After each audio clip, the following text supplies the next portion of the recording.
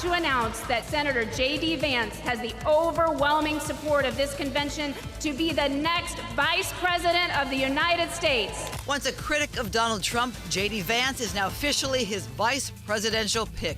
The Republican National Convention kicks off with heightened security and in the aftermath of an assassination attempt on the former president. The president's call to action, now a GOP rallying cry.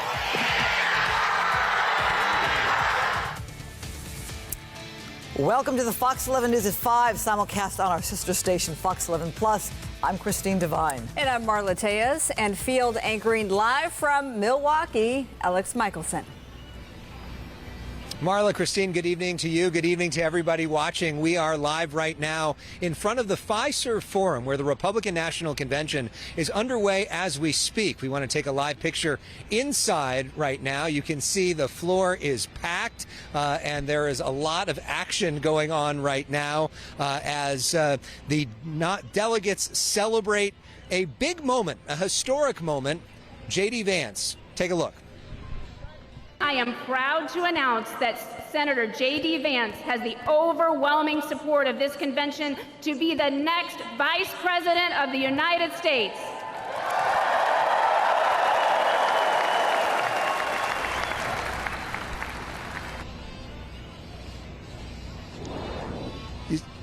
You see a big smile there for JD Vance. So who is he? Well, he's just 39 years old, soon will be 40, which make him one of the youngest vice presidents in history. He is a Marine Corps veteran. He attended the Ohio State University and Yale Law School, where he was a classmate of Vivek Ramaswamy. He wrote a best-selling memoir called Hillbilly Elegy, which was adapted into an Oscar-nominated film starring Glenn Close. He was elected to the Senate not that long ago, in 2022. Years ago, he was a critic of President Trump and an admirer of Barack Obama, but he has become one of the biggest fans of President Trump in the Senate.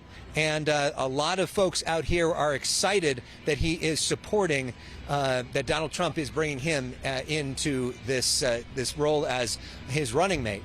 Meanwhile, the other big story is, of course, what happened a couple days ago when Donald Trump was shot and barely survived. And we've got news on that shooting investigation we want to put up on the screen. Right now, we have learned that the FBI believes that the shooter, Crooks, acted alone. They don't know his motive. They don't know really why he did this. There is some information that the agency did get his phone, and they did get access to his cell phone, but that hasn't given them any clues into why he did this. They are investigating the shooting as a potential act of domestic terrorism. The former fire chief who was killed by Thomas Crooks in this killing is being remembered as a man of conviction tonight. And that shooting, that event, is something that is top of mind for so many people here. Take a look at what happened. The shooting of Donald Trump is a seminal moment in history, according to historian and former House Speaker Newt Gingrich. How do you process this moment in history, what we've seen over the last few days and where we're at in this campaign? Well, I mean, first by recognizing it's history, it's not politics. It's a unique moment. The almost death of President Trump, the sense that he will be here as a hero, and that his reaction to being shot was like Theodore Roosevelt. It's larger than life. Former Republican presidential candidate Larry Elder hopes it changes the way we talk about politics.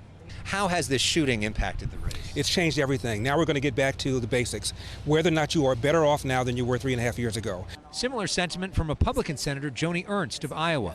Moving forward, what we would want is that everyone tone down the rhetoric.